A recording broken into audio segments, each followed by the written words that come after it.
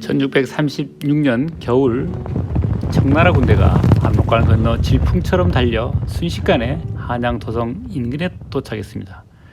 도성안은 온통 공포와 혼란에 빠졌습니다. 임금은 강화도로 피하려다 이미 늦어 황급히 방향을 남한산성으로 돌렸습니다. 바로 병자호란이었습니다. 도성안 백성들이 허둥대는 가운데 유형원 가족은 피난길에 올랐습니다. 15세 소년 유형원이 실질적 가장이었습니다. 아버지가 2살 때 유몽인 옥사에 연루되어 세상을 떠났기 때문입니다.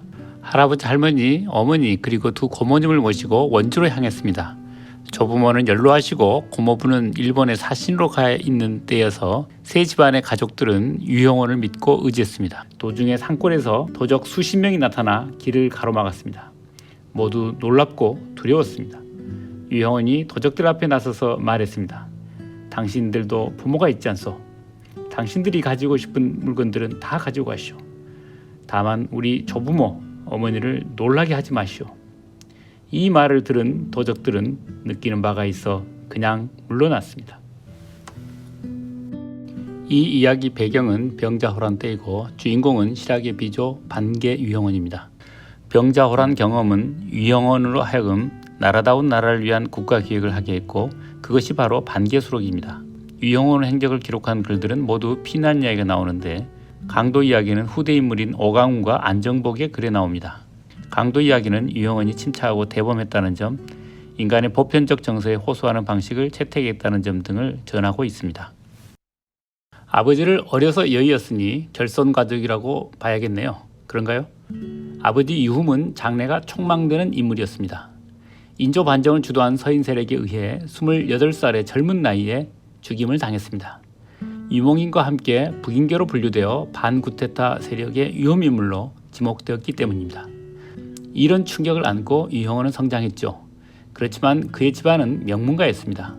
유형원은 조선 초기 유명한 청백리 유관의 후손입니다. 관직 생활을 했던 외숙부 이원진과 고모부 김세렴의 보살핌과 지도가 있었습니다. 가족적, 개인적 불행을 오히려 시대적 국가적 아픔과 연결시키면서 역사적 인물로 성장했습니다. 결손 내지 컴플렉스는 사람을 망치기도 하지만 더욱 훌륭한 인물이 되는 자양분이 되기도 하죠. 조건의 결핍에 좌절해서는 안 됩니다. 주위의 보살핌도 매우 중요합니다. 유형원은 반개수록 외에도 많은 글들을 지었지만 모두 흩어지고 말았습니다. 최근에 그런 자료들을 모아 번역했습니다. 그것이 바로 실학 번역 총서로 발간된 반개유고입니다. 여기에 실린 글을 통해 유형원의 모습을 상상할 수 있습니다. 유형원은 얼굴이 희고 키가 팔척으로 컸고 성긴 수염이 허리에까지 내려왔다고 합니다. 부안 변산반도에 있으면서 배를 너더척을 준비해두고 있었고 준말을 길렀으며 좋은 활과 화살이나 조총 수십 자루를 비치해 두어 집안 사람들과 마을 주민들을 조련시켰다고 합니다. 호걸로서의 면모가 상상되지 않습니까? 유형원의 행적을 하나 더 소개하겠습니다. 물에 빠진 사람들을 구조한 일입니다. 유형원은 부안에서 반개수록을 비롯한 저작 활동에 몰두했습니다만 부안에만 있지 않았습니다. 전국 여행을 하곤 했죠. 서울에도 왕래를 했는데 서울 갔다 돌아오는 길에 만경강을 건너던 때였습니다. 신창진 인근이었죠. 많은 사람과 말을 실은 배 한 척이 강의 한가운데서 부서져 모두 강에 빠진 것을 목격했습니다. 주위 사람들은 안타까워하면서도 아무도 손을 쓰지 못하고 있었습니다. 유형원은 급히 상류에 있던 배 2척을 불러 사람을 구하도록 독려했습니다. 이미 죽은 자가 대여섯 명이었고 아직 몸에 온기가 남아있는 자가 9명이었습니다. 하인을 시켜 업고 마을에 데려가도록 했습니다. 젖은 옷을 갈아입히고 잘 간호했더니 다음날 모두 살아났습니다. 유형원의 인간애와 행동력을 보여주는 사건이었습니다.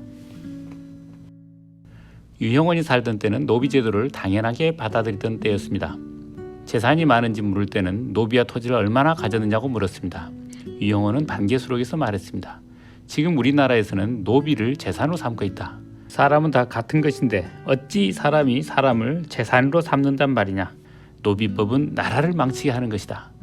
앞에 소개한 일화를 통해 그가 구상한 국가제도 개혁안의 바탕에는 인간에 대한 사랑이 있었음을 알 수 있습니다.